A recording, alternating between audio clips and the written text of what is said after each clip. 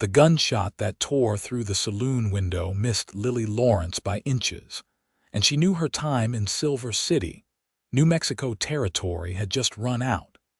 Glass shattered across the worn wooden floor as she dropped behind the bar, her heart hammering against her ribs like a trapped bird. She had been careful, so careful these past 3 months, keeping her head down, using a different name, dyeing her auburn hair darker with walnut husks. But Marcus had found her anyway, just like he always did. Through the broken window, she could hear his voice, smooth as honey and twice as dangerous. "Lily, sweetheart, I know you're in there. Come on out now.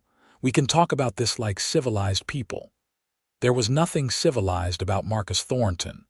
Lily had learned that the hard way back in St.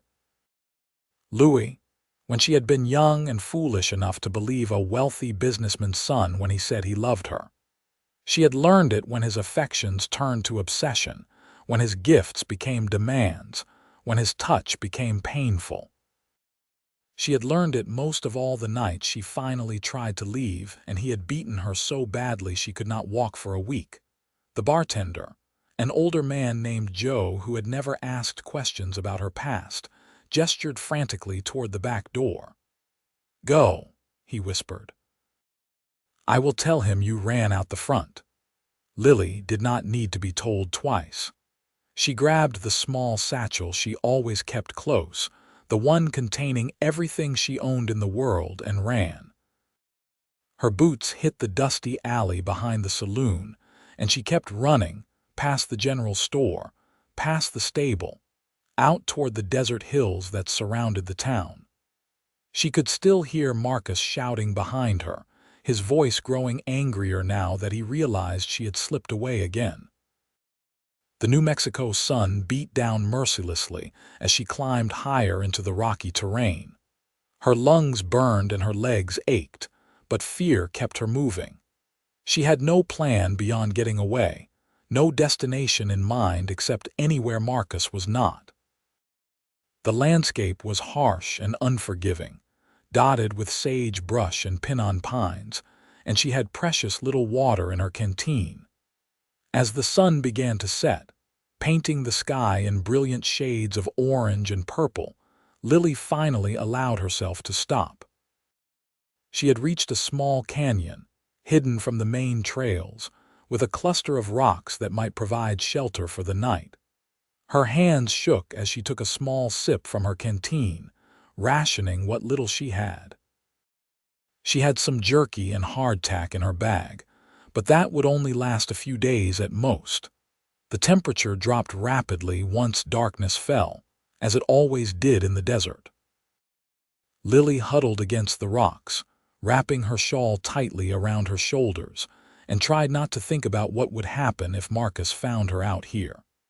She tried not to think about what would happen if he did not, and she simply died of thirst or exposure instead. Sleep came in fitful bursts, interrupted by every sound, every rustle of wind through the brush.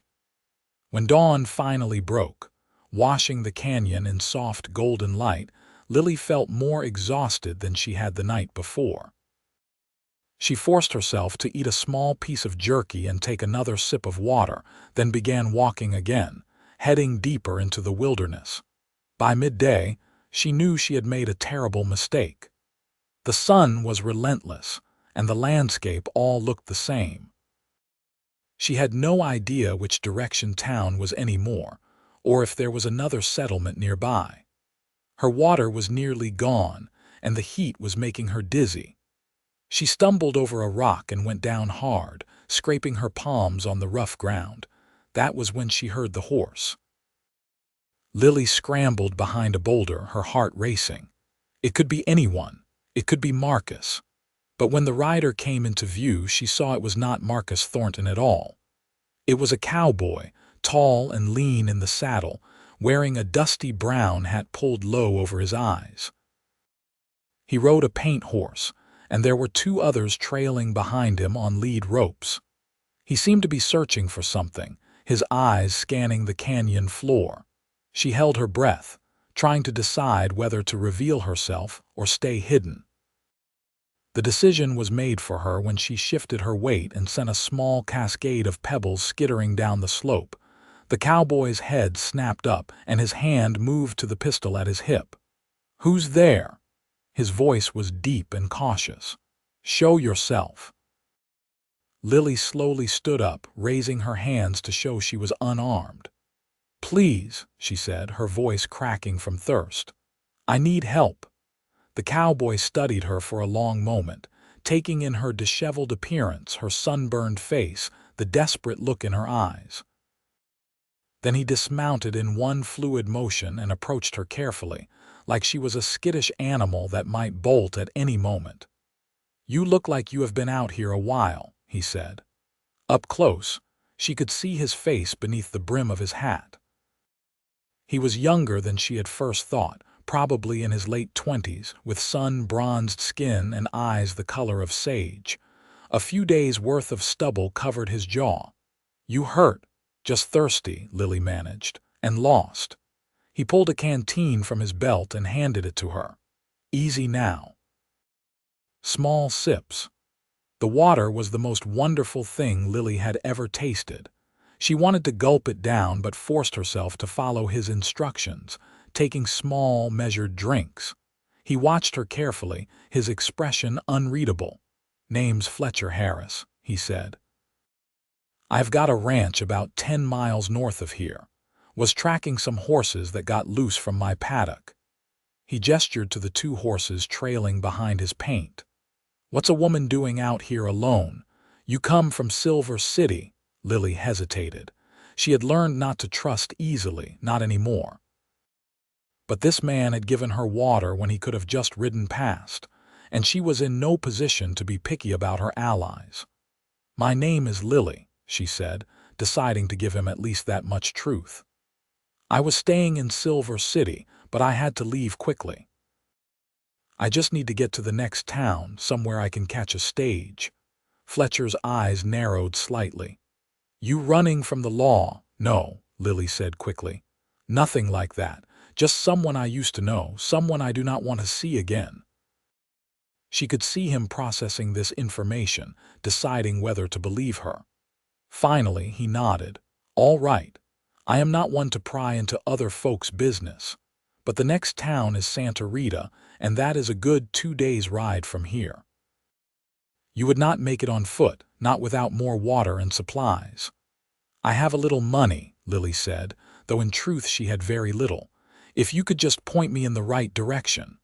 Fletcher looked at her for a long moment, then shook his head. "Madam, I could not in good conscience send you off into the desert alone. You would be dead before nightfall." He paused, seeming to wrestle with something. "Look, I've got a proposition. My ranch is not much, but I've got a spare room in the bunkhouse. You could stay there for a few days, rest up, get your bearings. In exchange, you could help out around the place. My housekeeper quit last month to get married, and I've been doing my own cooking and cleaning since then. I am not much good at either." Lily stared at him, trying to read his intentions.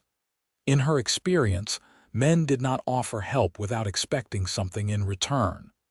But Fletcher's expression was open, honest, and most importantly, he was not looking at her the way Marcus always had, like she was a possession to be owned.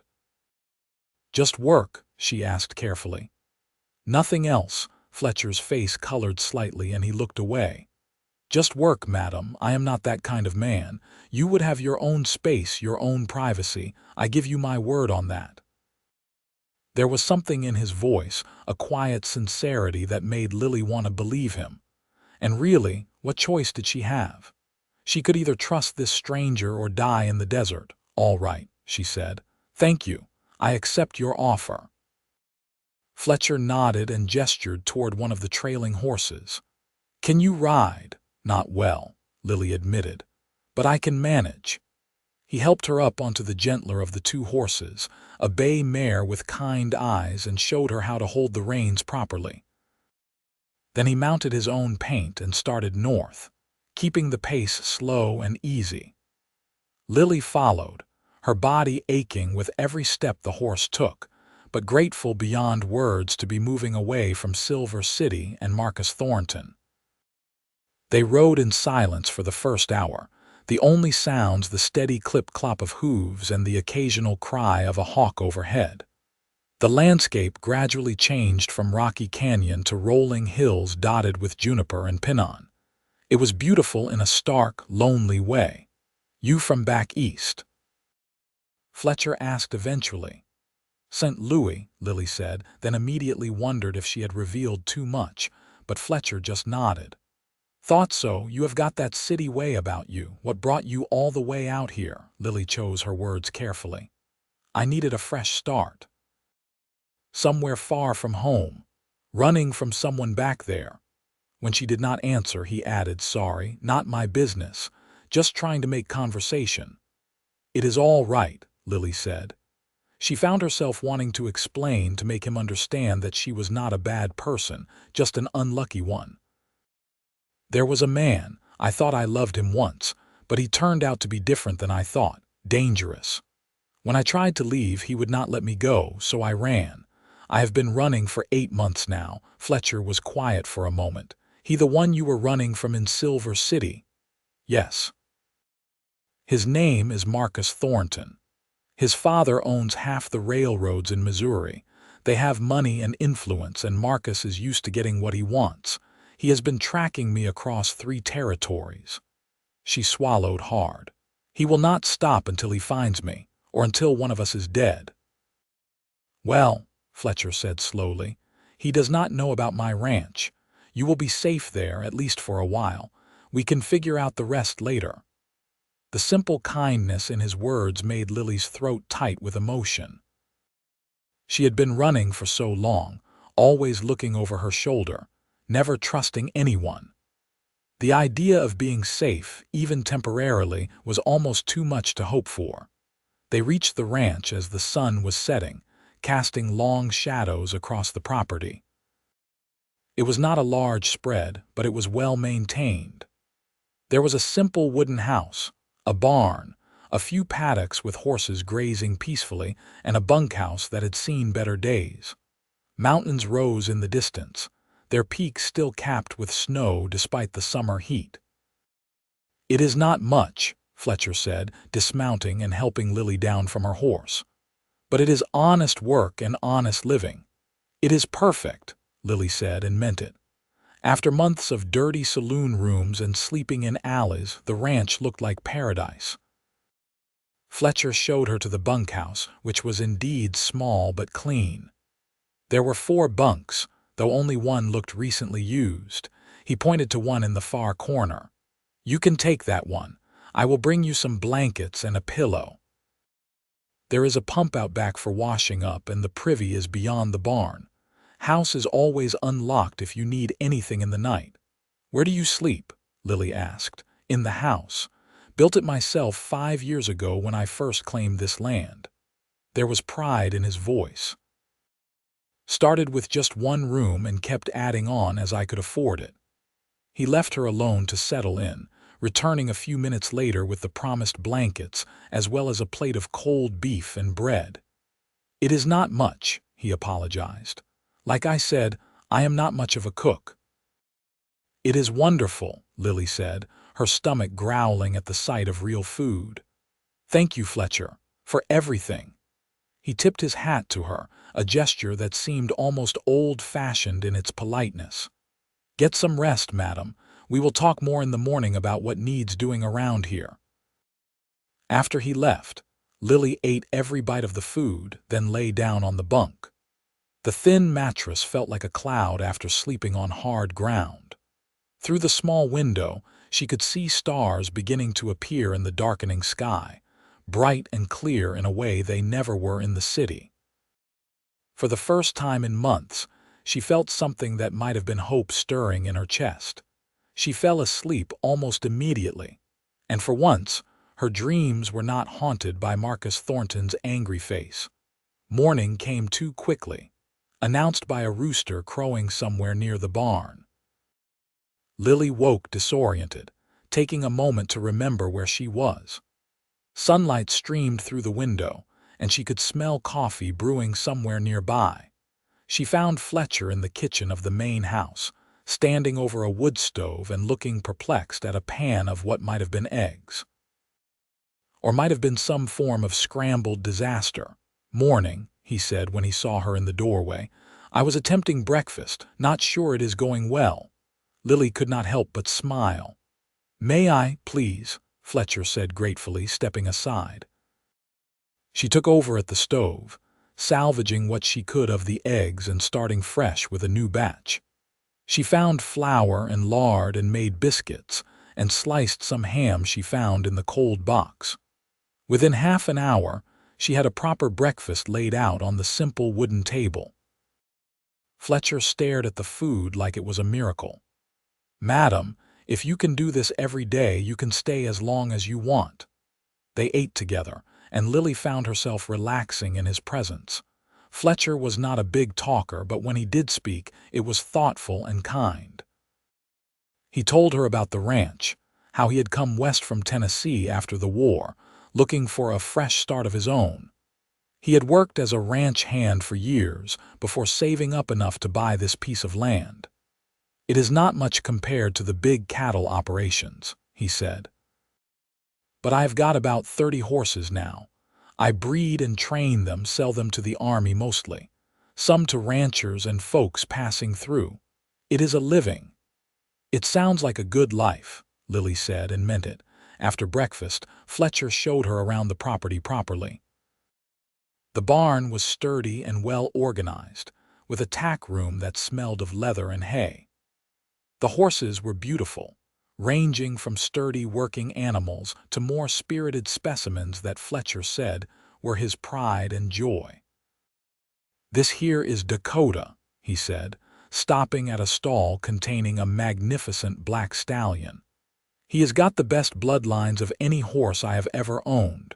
His colts sell for top dollar." Lily reached out tentatively to stroke the horse's nose. Dakota waffled softly against her palm, and she laughed. "He is beautiful." "He is a good judge of character too," Fletcher said. "Does not take to everyone, but he seems to like you." They spent the rest of the morning working side by side. Fletcher showed Lily how to feed the horses, how to muck out the stalls, how to check their hooves for stones and their coats for ticks. It was hard work, harder than anything she had done before, but it felt good. Honest and clean and purposeful. At noon, they broke for lunch. Lily made sandwiches and lemonade, and they ate sitting on the porch of the house, looking out over the property. A warm breeze rustled through the cottonwood trees that lined the small creek running through the eastern edge of the land. "Can I ask you something?" Fletcher said after a while. "All right.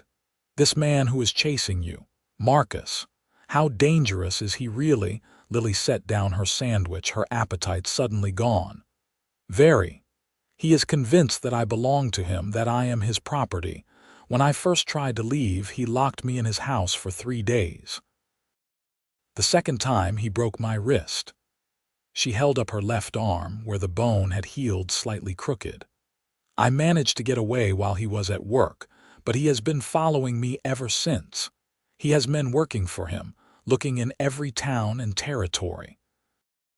I thought I had finally lost him, but then he showed up in Silver City." Fletcher's jaw tightened. "And if he finds you here, then I will run again," Lily said. "I will not bring trouble to your door. You have been too kind for that." "I am not worried about trouble," Fletcher said. "I am worried about you. Running forever is no way to live."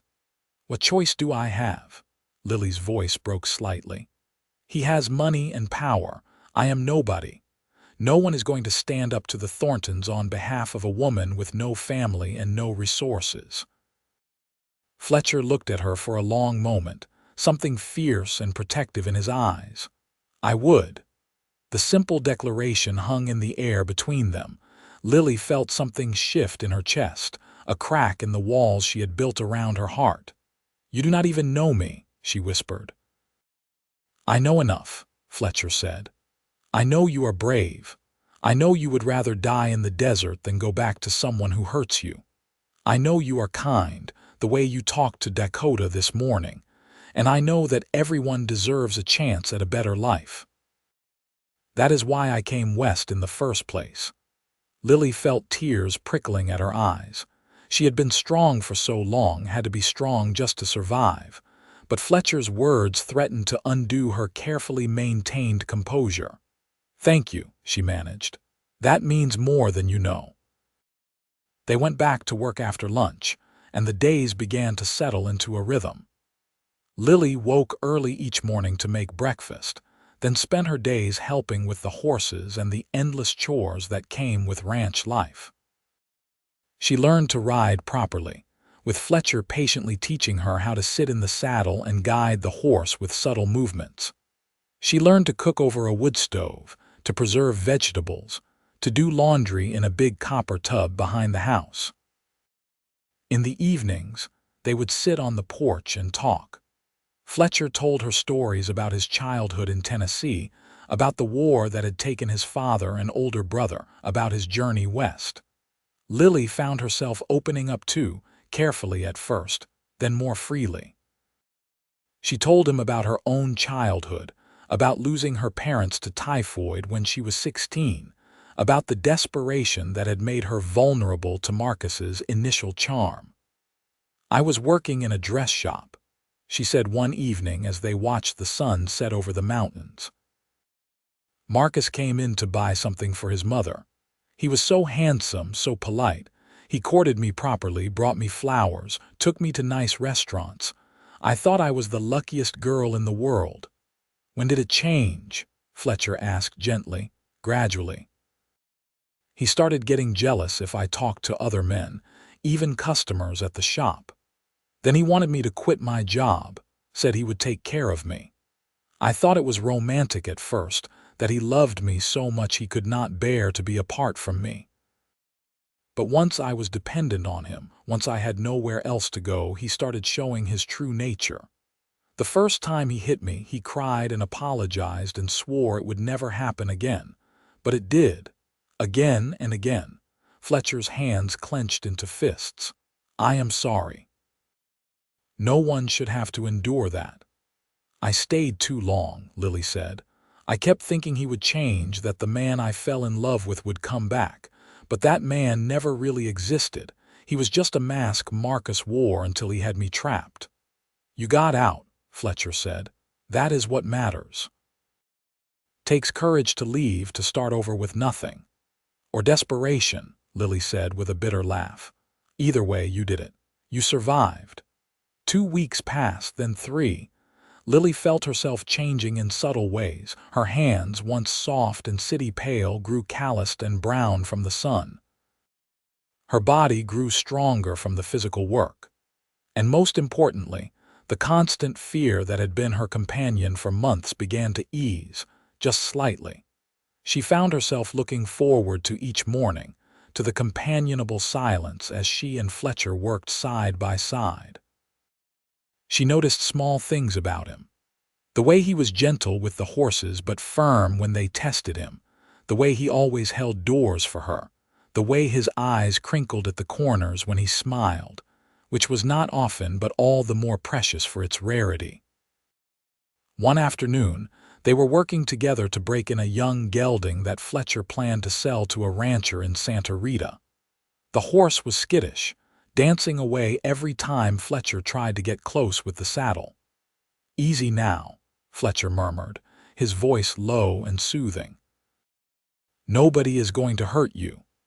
Lily watched from her perch on the fence rail, admiring his patience. It took nearly an hour, but finally the gelding allowed Fletcher to approach, to place the saddle on his back, to tighten the girth strap. When Fletcher finally swung up into the saddle, the horse Crow hopped a few times but did not seriously try to buck. "Good boy," Fletcher said, patting the gelding's neck. He caught Lily's eye and grinned, a genuine smile that transformed his usually serious face into something almost boyish. Lily felt her heart skip in her chest. "Oh no," she thought. "This is dangerous." She had sworn to herself that she would never trust another man again, never open her heart to that kind of vulnerability. But Fletcher was making it very hard to keep that promise. He was nothing like Marcus. Where Marcus had been controlling, Fletcher respected her independence. Where Marcus had been violent, Fletcher was gentle. Where Marcus had demanded, Fletcher asked. That night, as she lay in her bunk in the gathering darkness, Lily forced herself to confront the truth. She was falling for Fletcher Harris. Maybe had already fallen. The realization terrified her. She had no right to drag him further into her mess, to put him at risk. And what if she was wrong about him? What if he turned out to be just another Marcus, hiding his true nature until she was too invested to leave? But even as the doubts circled in her mind, she knew Fletcher was different. She had seen it in 100 small kindnesses, in the way he treated her as an equal, in the way he never once made her feel like she owed him anything beyond honest work. The next morning, Lily was up early as usual, starting breakfast in the kitchen. She was rolling out dough for biscuits when Fletcher came in, looking troubled. "Morning," she said. "Coffee is ready." "Thanks." He poured himself a cup and stood by the window, staring out at the mountains. "Lily, I need to ride into Santa Rita today. Got to pick up some supplies and deliver that gelding we have been working with. Should be gone most of the day."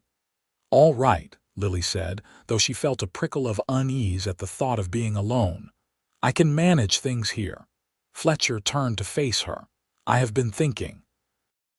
Maybe you should come with me. It is not good for you to be isolated out here all the time. You could get some new clothes, some supplies of your own." Lily shook her head. "The more I stay out of sight, the better. Marcus has men everywhere. If someone sees me, if word gets back to him about where I am staying." "You cannot hide forever," Fletcher said gently. "And eventually you will need things. Money of your own, a plan for the future. You cannot just work as my housekeeper forever." The words stung, though Lily knew he was right. "What are you saying? That you want me to leave?"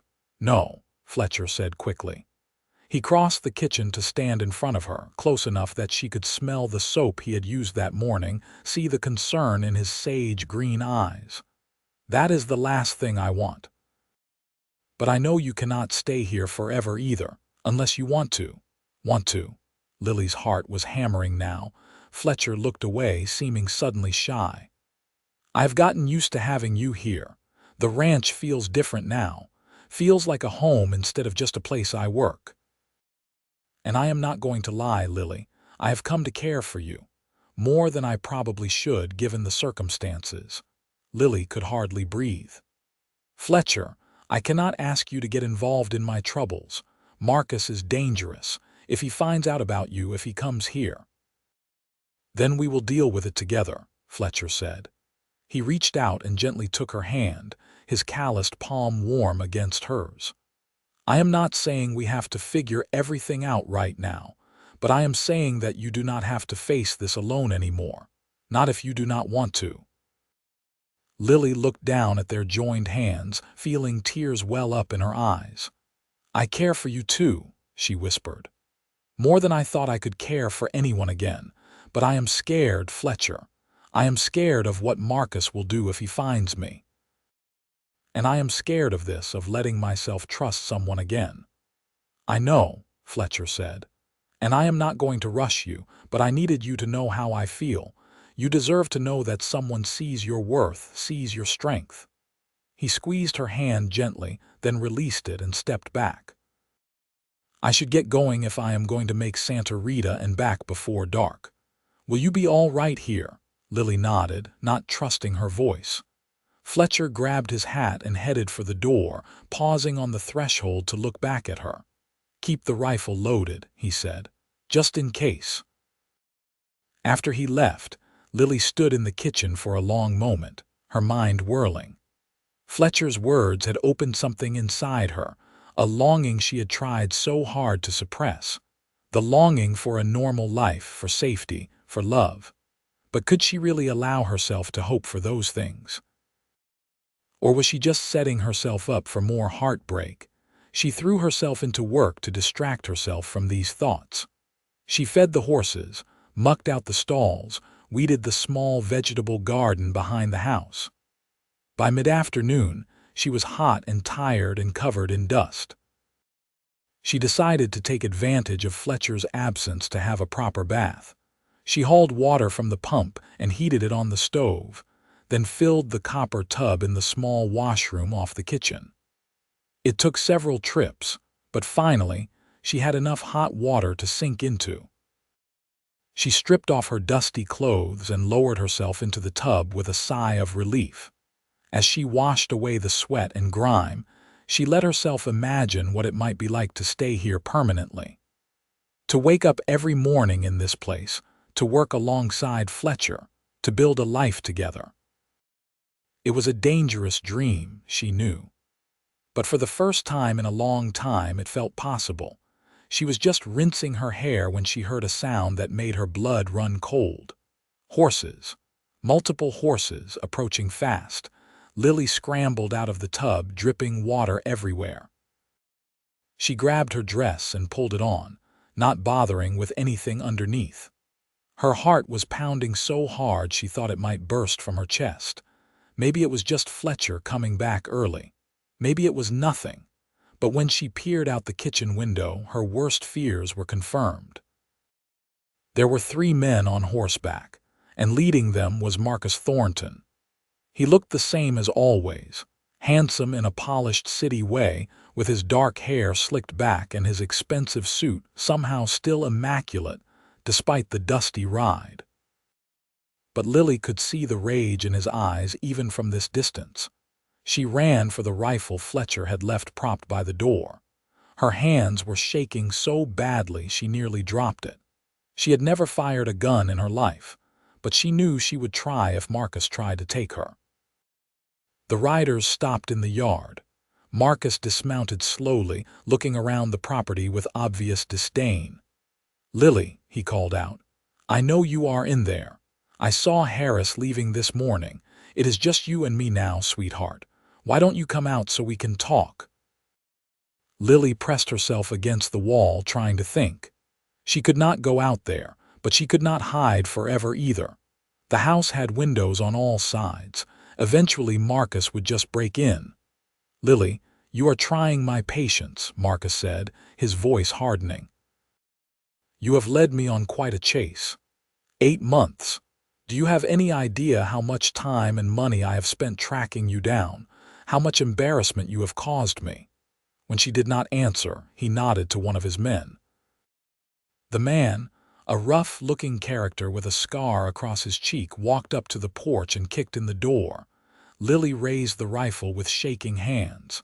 "Stay back." Marcus stepped into the doorway, his eyes finding her immediately. "Oh, Lily, you look terrible. What has this cowboy been doing to you? Working you like a common servant?" "Get out," Lily said. "I will shoot. I swear I will." "No, you will not," Marcus said with infuriating confidence.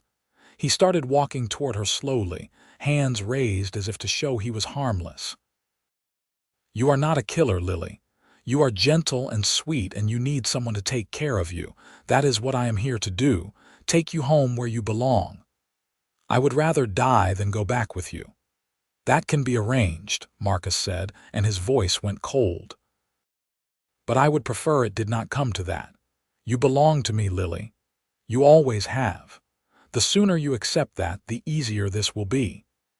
He was close now, close enough that Lily could smell his cologne, that sickeningly sweet scent she had once found appealing. Her finger tightened on the trigger, but Marcus moved faster than she expected, knocking the rifle aside and grabbing her wrist in a painful grip. "Let me go," Lily screamed, fighting him with every ounce of strength she had. Marcus slapped her hard across the face, and she tasted blood. "I have had enough of your defiance. You are coming home now, and when we get there, you are going to learn your place once and for all." He started dragging her toward the door. Lily fought like a wildcat, scratching at his face, kicking at his shins. But Marcus was stronger, and he had his men to help him. The scarred man grabbed her other arm, and together they hauled her out into the yard. That was when a gunshot cracked through the air. Everyone froze. Lily looked up to see Fletcher riding hard down the trail from the north, his rifle raised. He must have seen the strange horses from the road and come back. "Let her go," Fletcher said, his voice deadly calm. He was still 50 yards away, but closing fast. Marcus's eyes narrowed. "This does not concern you, Cowboy. The woman is mine. Stole property, you might say." "She is not property," Fletcher said. He reined his horse to a stop 20 feet away, the rifle still trained on Marcus. "And I am only going to tell you once more. Let her go. Or what?" Marcus said with a sneer, "You will shoot me. I am Marcus Thornton. My father owns half of Missouri. You would hang for touching me." "Maybe," Fletcher said, "but you would still be dead. Now I am going to count to 3. 1. The scarred man released Lily's arm and backed away, clearly not willing to die for his employer. But Marcus held firm, pulling Lily against him like a shield. 2, Fletcher said. "You would not dare," Marcus hissed, but there was fear in his eyes now. Fletcher's finger tightened on the trigger. 3. The sound of the gunshot was deafening, but Fletcher had not aimed at Marcus. Instead, he had shot the ground directly at the man's feet, sending up a spray of dirt and rocks. Marcus yelped and jumped back, finally releasing Lily. She ran to Fletcher immediately, and he reached down to pull her up onto his horse in front of him. His arm wrapped around her waist, solid and protective. "You need to leave," Fletcher said to Marcus. "And you need to never come back, because next time I will not miss." Marcus's face was purple with rage. "This is not over. My father will have the law on you. I will see you ruined." "Go ahead and try," Fletcher said. "But you are a long way from Missouri, Thornton, and out here the law tends to side with people defending their homes from intruders. Now get on your horse and ride, before I change my mind about letting you leave." For a long moment, Marcus just stood there, clearly torn between his pride and his sense of self-preservation. Finally, self-preservation won. He mounted his horse with as much dignity as he could muster. "You will regret this, Lily," he called out. "Both of you will." Then he and his men were riding away, disappearing in a cloud of dust down the trail toward Silver City. Lily was shaking so hard she could barely stay in the saddle. Fletcher held her tight against him, one hand still holding the rifle, the other wrapped around her waist. "It is all right," he murmured. "You are safe now. I have got you." They stayed like that until the dust had settled and Marcus was long gone. Finally, Fletcher dismounted and helped Lily down. Her legs nearly gave out and he caught her, supporting her weight. "Are you hurt?" he asked urgently, tilting her face up to examine the red mark where Marcus had struck her. "I am all right," Lily said, though her voice was shaking. "He did not have time to do much damage. Fletcher, you saved my life. If you had not come back when you did." "I turned around about 5 miles out," Fletcher said. "Something did not feel right about leaving you alone. I am glad I trusted my instincts." His jaw tightened as he looked at the broken door. "He is not going to stop, is he, even after this?" "No," Lily said. "He will come back, probably with more men next time. I have to leave, Fletcher, tonight. I cannot put you in danger like this." "You are not going anywhere," Fletcher said firmly. "Except maybe inside, so I can get you some water and make sure you are really all right."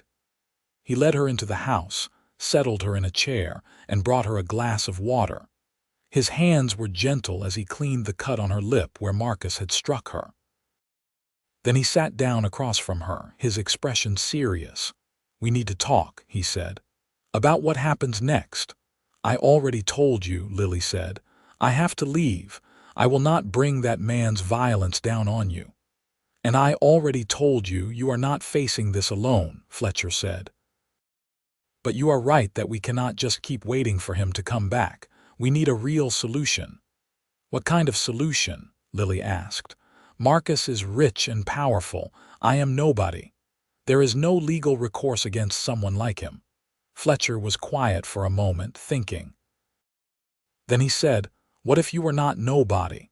What if you had a husband to protect you, someone with legal rights to keep Thornton away? Lily stared at him. What are you saying? I am saying we should get married, Fletcher said. His ears were red and he would not quite meet her eyes. I know it is sudden. I know we have only known each other a month. But the truth is, Lily, I cannot imagine this place without you anymore.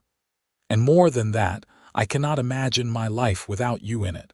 I think I have been falling for you since that first day in the canyon. Lily's heart was racing again, but for a completely different reason now. Fletcher, you cannot marry me just to protect me. That is not fair to you. Who says that is the only reason? Fletcher looked at her now, his sage green eyes intense. I am not going to lie and say the protection angle is not part of it. But it is not all of it, not by a long shot.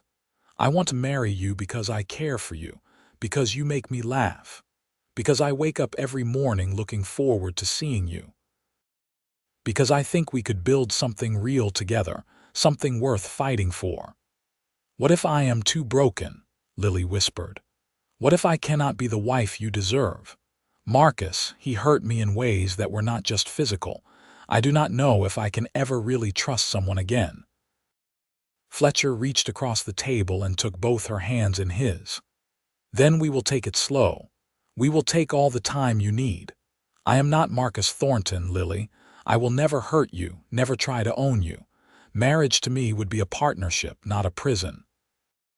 Lily looked down at their joined hands, feeling the calluses on his palms, the strength in his fingers. She thought about the past month, about how safe she had felt here, how Fletcher had never once made her feel like she owed him anything.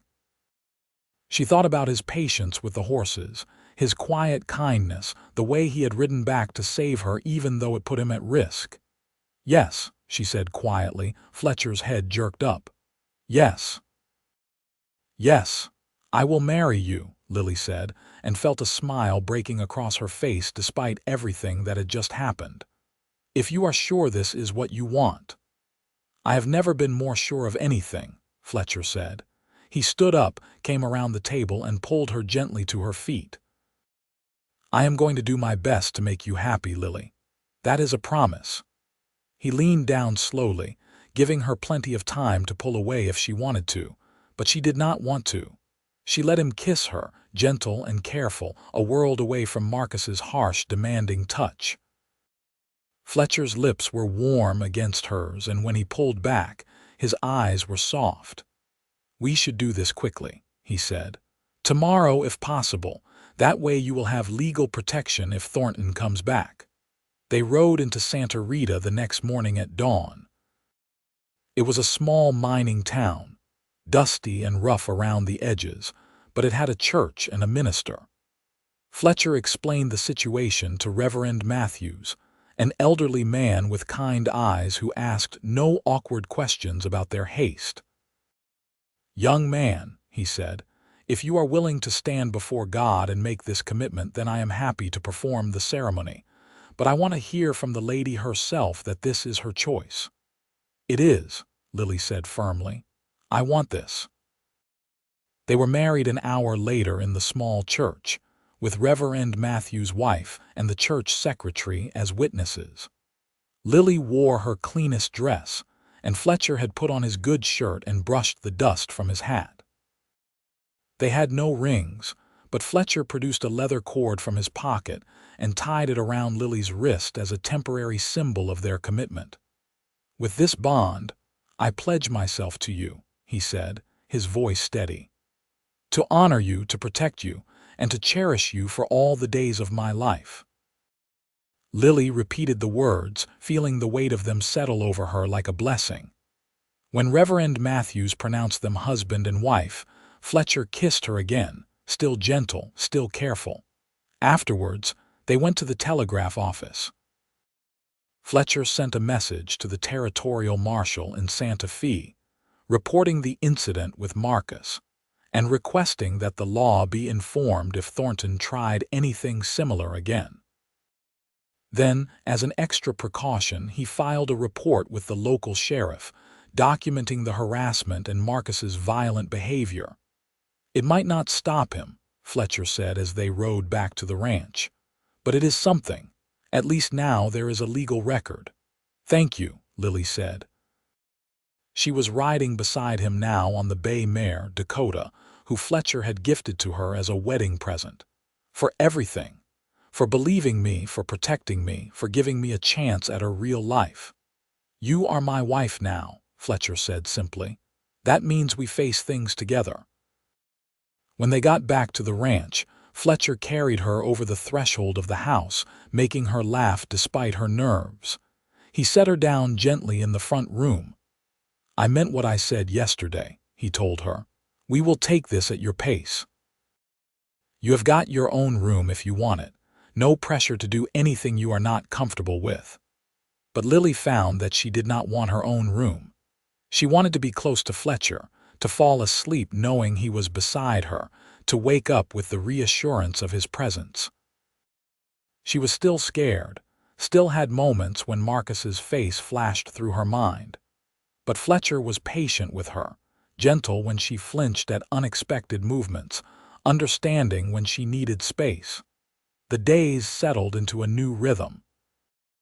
They worked together during the day, and in the evenings they would sit on the porch and talk, or sometimes just sit in comfortable silence, watching the stars come out. Fletcher taught Lily more about training horses, and she discovered she had a natural talent for it. The animals responded to her quiet, calm presence. 3 weeks after the wedding, they were working with a particularly stubborn colt when a rider approached the ranch. Lily tensed immediately, but Fletcher squeezed her hand reassuringly. "It is all right," he said. "I know him." The rider was the sheriff from Santa Rita, a grizzled man named Hawkins. He dismounted and tipped his hat to them both. "Mr. and Mrs. Harris," he said. "Just wanted to ride out and let you know that Marcus Thornton left the territory. Apparently his father got wind of the complaint we filed and was not too happy about his son's behavior. Seems the elder Thornton is hoping to run for governor back in Missouri, and he cannot afford any scandals. He ordered his son home and apparently threatened to cut off his money if he did not stay there." Lily felt like she could breathe properly for the first time in 8 months. "He is really gone?" "Yes, madam. And I have been authorized to tell you that if he sets foot in New Mexico territory again, he will be arrested on sight for harassment and trespassing." The judge took a dim view of his behavior. After Sheriff Hawkins left, Lily turned to Fletcher with tears streaming down her face. "It is over." "It is really over." Fletcher pulled her into his arms, holding her tight. "You are free now, we both are." That night, Lily finally let herself believe it. She was safe. She had a home, a husband who loved her, and a future that looked nothing like the nightmare she had been running from. When Fletcher kissed her, she kissed him back without fear, without reservation, letting herself feel everything she had been holding back. "I love you," she whispered against his lips. "I know it is fast, but I do. I love you, Fletcher. I love you too," he said. "Have since that first day, I think. You were so brave, standing there in the canyon, asking for help even though you were terrified." They made love that night, and it was nothing like what Lily had experienced with Marcus. Fletcher was tender and attentive, putting her needs before his own, making sure she felt safe and cherished every moment. Afterwards, she lay in his arms and felt truly at peace for the first time in longer than she could remember. The months that followed were the happiest of Lily's life. She and Fletcher worked together to build up the ranch, adding new stock and expanding their operation. They talked about eventually starting their own breeding program for horses, maybe even cattle if they could save enough money. They talked about children, about the family they might have someday. By the time winter came, Lily was pregnant. She told Fletcher on a cold December evening as they sat by the fire in the front room. He was so overcome with joy that he picked her up and spun her around, then immediately set her down with a worried expression. "Sorry, is that all right?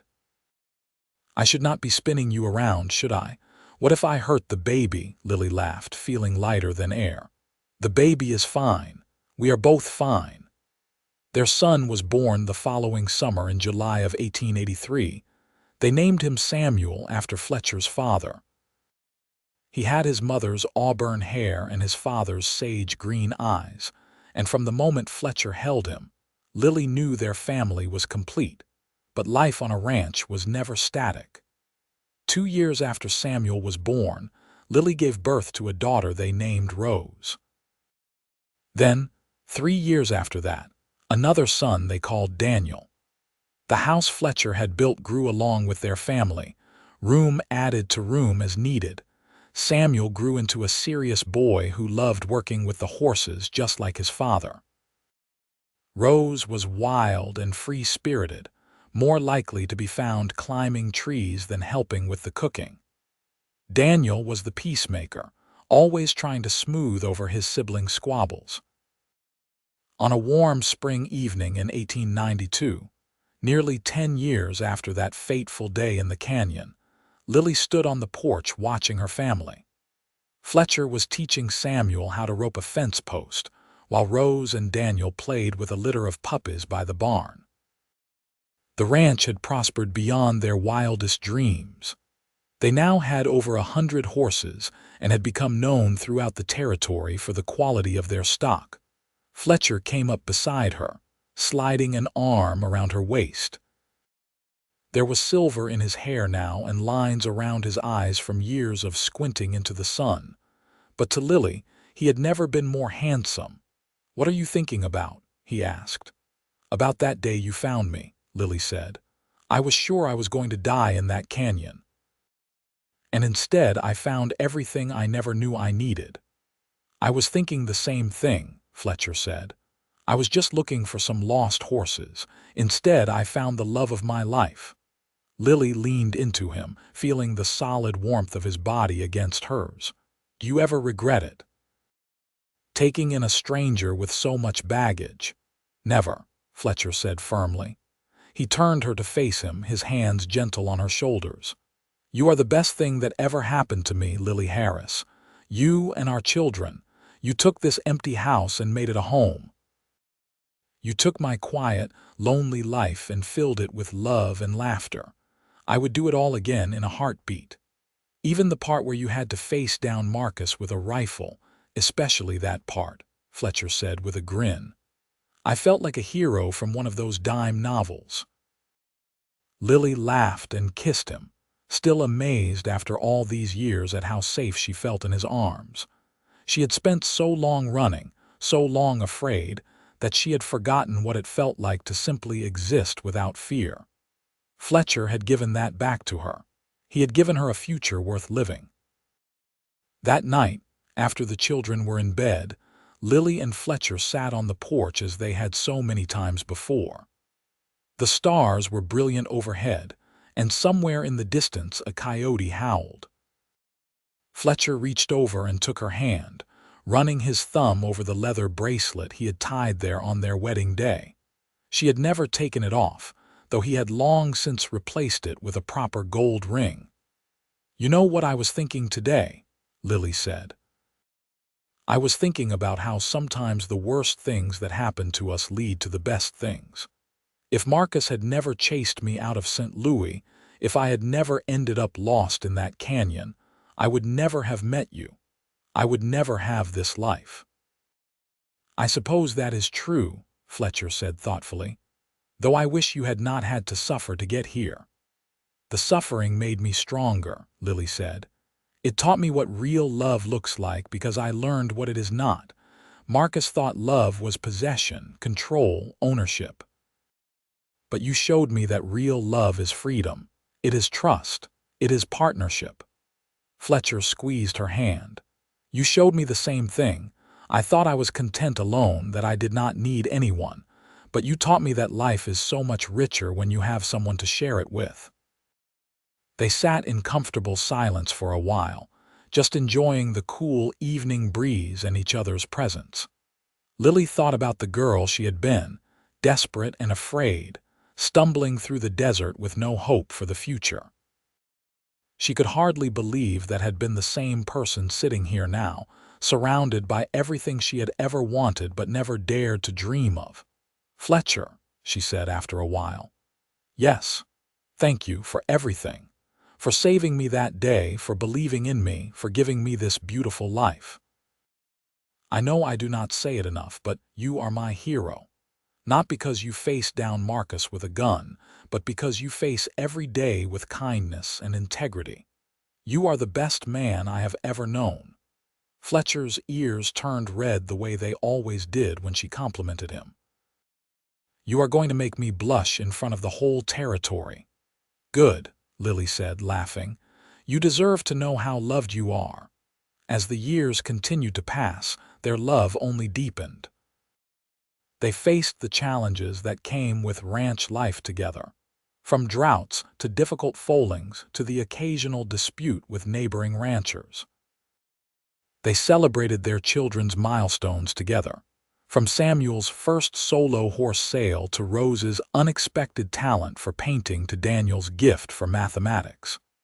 When Samuel turned 18 in 1901, he announced that he wanted to expand the ranch's operations into cattle as well as horses. Fletcher was hesitant at first, but Lily encouraged him to trust their son's vision. It turned out to be a wise decision. Within 5 years, the Harris Ranch was one of the most successful operations in southern New Mexico. Rose, true to her independent spirit, announced at 16 that she wanted to become a teacher. She left for normal school in Santa Fe, though she came home every summer to help on the ranch. Daniel followed his love of numbers into banking, eventually opening a small bank in Santa Rita that served the local ranching community. As Lily watched her children grow into capable, confident adults, she marveled at how different their lives were from what hers had been at their age. They had never known fear or abuse. They had grown up surrounded by love and security, watching their parents treat each other with respect and tenderness. They knew what a healthy relationship looked like, and she was proud that she and Fletcher had given them that foundation. In 1905, Lily and Fletcher celebrated their 22nd wedding anniversary. Their children threw them a surprise party, inviting neighbors and friends from all over the territory. As Lily looked around the crowded front room of their house, at the faces of people who had become like family over the years, she felt overwhelmed with gratitude. Fletcher pulled her aside during the festivities, leading her out to the porch where they could have a moment of quiet. "Do you remember what I promised you the day we got married?" he asked. "You promised a lot of things that day," Lily said with a smile. "Which one specifically?" "I promised to give you a life worth living," Fletcher said. "I just wanted to check in. Did I keep that promise?" Lily felt tears prick her eyes. "Oh, Fletcher, you gave me so much more than that. You gave me safety when I had none. You gave me love when I thought I could never trust it again. You gave me a family, a home, a purpose. You gave me myself back, the person I was meant to be before fear and abuse tried to take that away. So yes, my darling husband, you kept your promise. 1,000 times over." Fletcher kissed her then, tender and sweet, the same way he had kissed her on their wedding day 22 years earlier. "I love you, Lily Harris, more now than I did then, which I did not think was possible." "I love you too," Lily said. "Thank you for finding me in that canyon all those years ago. Thank you for seeing past the scared, desperate woman to the person I could become." "You were always that person," Fletcher said. "You just needed a safe place to let her out." As the party continued inside, they stood together on the porch, watching the sun set over the mountains they had called home for more than 2 decades. Lily leaned her head on Fletcher's shoulder, feeling the steady beat of his heart, and knew that she was exactly where she was meant to be. The years continued their steady march forward. Samuel married a girl from Santa Rita and gave them their first grandchild in 1906, a little girl they named Lily after her grandmother. Rose eventually married one of her fellow teachers and settled in Santa Fe, though she visited often. Daniel married late, at 30, to a widow with 2 children of her own. Fletcher and Lily aged together gracefully, their hair turning silver, their faces gaining the lines that came from decades of laughter and hard work. They slowed down as the years passed, turning more of the ranch operations over to Samuel while they focused on enjoying their grandchildren and each other. On a warm summer evening in 1915, Fletcher and Lily celebrated their 32nd anniversary. They were sitting on the porch, as they had done countless times over the years, watching the stars come out. Fletcher had been feeling tired lately, his body finally showing the wear of decades of ranch work. But his mind was as sharp as ever, and his love for Lily had not dimmed one bit. "Do you ever think about what your life would have been like if things had been different?" Fletcher asked. "If you had never met Marcus, never had to run, never ended up in that canyon?" Lily considered the question carefully. "Sometimes," she admitted. "But I do not think it would have been as rich, as meaningful. I think I needed to go through the darkness to truly appreciate the light, and besides, any path that did not lead me to you would have been the wrong one." "I feel the same way," Fletcher said. He reached over and took her hand, his grip still strong despite his years. "You know, when I was young, I thought happiness was something big and dramatic. Success, wealth, adventure. But you taught me that happiness is in the small moments, morning coffee together, watching the horses run, holding your hand. Those are the things that make life worth living." "We have had a good life, have we not?" Lily said softly. "The best," Fletcher agreed. "No regrets, not a single one." They sat in comfortable silence as the night deepened around them, their hands clasped together, their hearts beating in sync. 2 people who had found each other against all odds and built something beautiful from the ashes of pain and fear. Fletcher passed away peacefully in his sleep 2 years later, in the fall of 1917. He was 71 years old and had lived to see 10 grandchildren and 3 great-grandchildren. Lily was heartbroken, but she took comfort in knowing that they had loved each other well, had built a legacy that would endure long after they were gone. She lived another 8 years after Fletcher's death, surrounded by her children and grandchildren, still sharp and vital despite her age. She spent her final years writing down the story of how she and Fletcher had met, wanting her descendants to know the truth of their family's origins. She wanted them to understand that love could heal even the deepest wounds, that kindness could transform lives, that courage came in many forms. On a spring morning in 1925, Lily passed away in her sleep, in the same bed she had shared with Fletcher for 34 years. She was 73 years old. Her children found her with a smile on her face, her hand resting on the leather bracelet Fletcher had given her so long ago, which she still wore beneath her gold wedding ring. They buried her next to Fletcher on a hill overlooking the ranch, where they could watch over the land they had loved and the family they had built together. On her headstone, beneath her name and dates, Samuel had inscribed a simple message. She ran from her past and found her future. She was loved, and she was free. The ranch continued to thrive for generations, passed down through the Harris family, each generation adding their own chapter to the story. But they never forgot the 2 people who had started it all. A desperate woman and a kind cowboy who had found each other in the wilderness and built something extraordinary from nothing but hope and love. And if you visited that ranch today, You would still find the old house Fletcher built, expanded over the years but with its original structure intact. You would still find the barn where he trained horses, the porch where he and Lily spent countless evenings watching the stars. And if you climbed the hill behind the house, you would find their graves, side by side, exactly as they had lived their lives. Two headstones marking two lives that had been intertwined in the best possible way. A love story that began with fear and flight but ended with joy and peace. A reminder that sometimes the worst moments of our lives lead us to the best people, and that real love is not about possession or control, but about freedom, trust, and the courage to let someone into your heart even when you are afraid.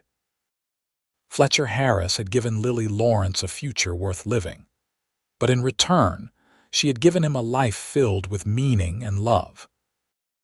They had saved each other in all the ways that mattered, and their legacy lived on in the family they had created, in the values they had instilled, in the love they had shared so generously with everyone around them. It was a simple story in many ways, a cowboy and a woman on the run. But it was also extraordinary because they had chosen each other every single day, through all the challenges and joys life brought them. They had built something lasting, something real, something that proved love could indeed conquer fear, heal wounds, and transform lives. And in the end, was that not what every great love story was about? Two people finding each other against all odds and deciding that together they could face anything. Two people creating a life so rich and full that even death could not diminish what they had shared. Two people proving that the best happy endings were not about grand gestures or perfect circumstances, but about showing up for each other, day after day, year after year, with patience, kindness, and an unwavering commitment to each other's happiness. Fletcher and Lily Harris had done exactly that. They had taken broken pieces and made something whole. They had taken fear and transformed it into courage. They had taken pain and healed it with love. And in doing so, they had created a legacy that would inspire their descendants for generations to come. A reminder that no matter how dark the past might be, there was always hope for a brighter future. All it took was courage, compassion, and the willingness to believe that better days were possible. Their story was proof that sometimes, when you were running from your past and thought you had lost everything, you were actually running toward exactly what you needed. Sometimes the cowboy who pulled you from the desert was not just saving your life but giving you a whole new one. Sometimes a simple act of kindness from a stranger could change the entire trajectory of your existence. And sometimes, just sometimes, love really could conquer all.